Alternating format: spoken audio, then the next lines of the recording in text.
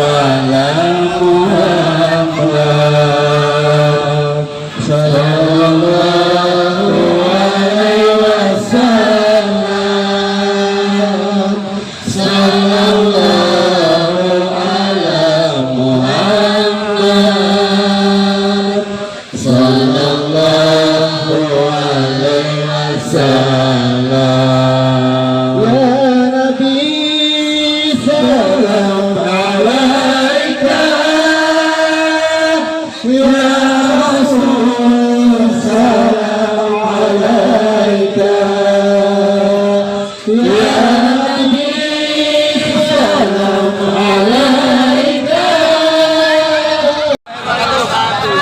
Alhamdulillah wa syukurillah, kita panjatkan puji syukur kita kehadirat Allah bahwa sampai saat ini kita masih diberi kesempatan untuk dapat mengawal dan menemui Pak Al-Fatiri untuk menjalani proses sidang ya. Jadi alhamdulillah hari ini sepertinya saksi yang sudah ditunjuk tidak hadir, dan kita akan tahu apa sebenarnya yang terjadi. Mungkin Pak Al-Fatiri akan menyampaikan sesuatu kepada kita. Assalamualaikum warahmatullahi wabarakatuh.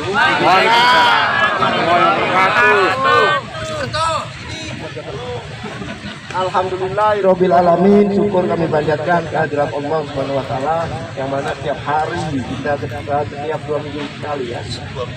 Seminggu 2 kali kita berkumpul di sini, yang mana saya yakin isinya adalah suatu dukungan dan doa-doa. Insya Allah dengan doa-doa ibu, dukungan ibu, mudah-mudahan kita akan diberi kemenangan oleh Allah. Amin. Ya. Pertama, kalau saya boleh bercerita, ibu selama ini tahu dalam persidangan ya, siapapun juga yang dihadirkan di dalam persidangan mereka kebingungan. Kenapa mereka kebingungan? Karena diduga perkara ini ada yang mengkondisikan. Siapa kamu tidak tahu, ya kan? Sampai kemarin andalan mereka yang namanya Agus Utama pun itu kebingungan dia. Mungkin dia sengaja menghadirkan televisi dan sebagainya kemarin untuk mungkin dianggap dia di atas angin dan bisa memberikan faktanya. Begitu di persidangan babak belur sehingga dia tidak memberikan statement seperti itu. Yang saya heran di ruang sidang itu dingin ya, dingin, tapi saya lihat si Agus Utama itu keringatnya banyak, keringatnya ngocor. Panik. Keringat hijau. Ya, stres. Nah, itu yang disebut keringat dingin ya. Keringat dingin itu biasanya keringat dingin itu untuk orang-orang yang stres. Betul. Demam. Karena Naik angkot. dari hal yang sederhana pun dia berbohong. Dia bilang awalnya saya pelapor. Begitu kita tanya mana bukti laporannya, dibawa pengacara saya. Tapi mudah buat kita cek, kita tanya ke GPU, apa ada dia lapor? GPU bilang tidak ada. Berarti bohong kan? Yang kedua, memang saya tidak lapor, tapi saya diwakili, sudah mewakilkan ke Mulyana. Oh betul, kalau gitu mana kuasanya?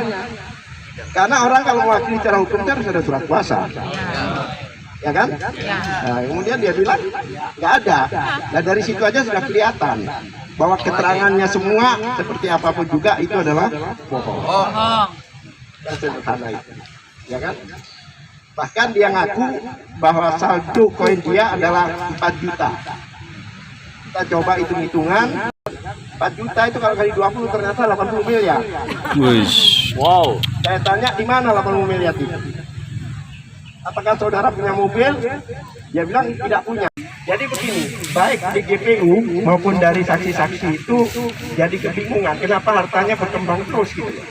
Masalahnya dugaan total kerugiannya 27 miliar. Dan itu pun katanya Mulyana yang dirugikan 27.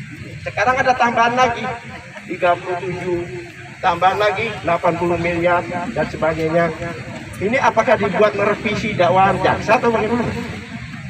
Tidak bisa, karena tidak boleh belok dari dakwaan.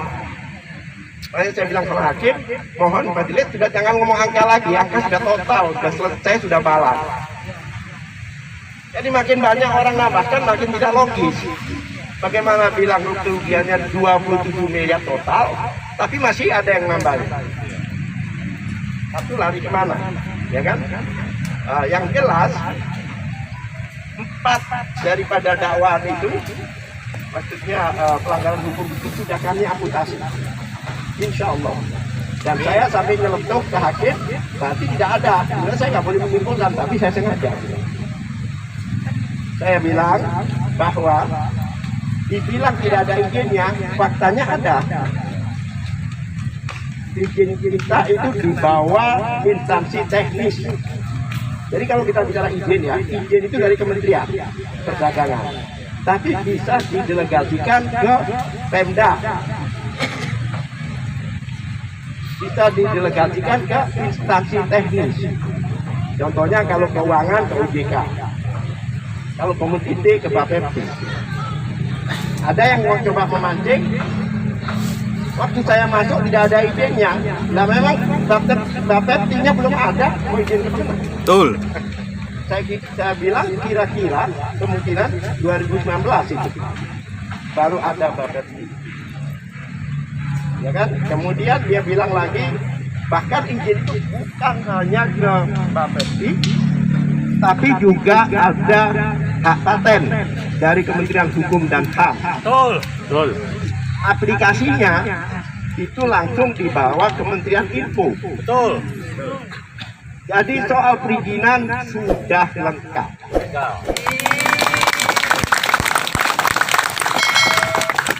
Yang kedua, masalah apa namanya? Skema. Ponzi itu. Saya kasih gambaran. Suryani itu A, anggap aja dia sebagai exchanger utama. Anda di Y, di Y, kemudian downline Anda X. Kalau dia mau mengembangkan ke siapa? Berarti ke apply-nya Y atau langsung ke A. Betul. Berarti tidak melewati B sampai Yes. X. Ya. Kesimpulannya apa? Bukan ponzi. Betul. Kalau ponzi itu selalu yang bawah memberi keuntungan yang atas. Nah, kalau udah terputus sampai berapa huruf itu? 24 ya. Dari A sampai Z 26 kan? Iya. Itu. Berarti saya bilang kalau gitu bukan kunci majelis. Bukan Anda nyimpulkan kata majelis. Ya nggak apa-apa. Intip gitu. Kemudian pasal 28 ayat 1 Undang-Undang ITE itu yang dikenakan adalah yang menyebarkan, bukan yang ngomong. Ayat tidak menyebarkan, dia diundang, dia di film, kemudian disebarkan orang. Tidak kena. Dibilang penggelapan itu punya harta ada di saya, itu penggelapan. Kalau dasarnya transaksi jual beli koin itu bukan penggelapan. Karena angka produk bukan penggelapan, itu perdagangan namanya. Ya kan? Kalau memang belum terbayar, kalau memang dimasalahkan, silahkan perdata, bukan kasus pidana. Nah, penipuan itu bukan perbuatannya. Penipuan itu rayuannya. Jadi dirayu, kemudian makanya diarahkan ke iming-iming itu. Mining jadi iming-iming itu. Nah, Ibu, ini berantakan. Nanti berikutnya, insya Allah saya minta bantuan Bapak Ibu untuk jadi saksi kita, sehingga menunjukkan ke hakim bahwa kita tidak berantakan. Kita sempurna, sehingga ada perimbang.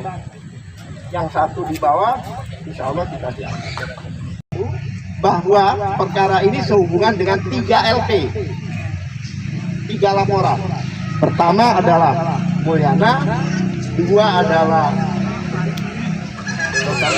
Raswati, ketiga adalah Munif. Itu sering saya gaungkan di media. Bagaimana ini dibilang investasi bodong, yang melapor 3 yang mendukung 57.000. Kalau bodong itu semuanya dirugikan. Betul. Betul. Gitu loh. Makanya dari TV sampai sekarang bodong nggak ngerti dia. Nggak ngerti. Bodong itu seperti contohnya, maaf ya, first travel. Semua nggak bisa berangkat, nah itu berarti bodong. Ponzi. Dan masalah ibu ini kan sebenarnya masalah sistem yang hang. Ya. Kemudian diserahkan pada Suryani, bukan diserahkan. Suryani berbaik hati. Siapa yang mau jual sementara ke dirinya. Bahkan Suryani memberikan 40 miliar digelontorkan ke 400 miliar digelontorkan ke top leader. Tapi oleh top leader tidak disampaikan.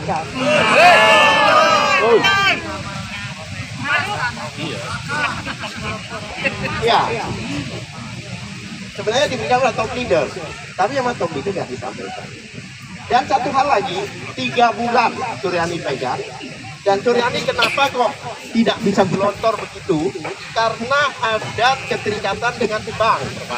Peraturan perbankan tidak boleh banyak per hari, dibatasi. Bayangkan kalau per hari mengeluarkan 100 miliar bangkrut itu kan. Betul.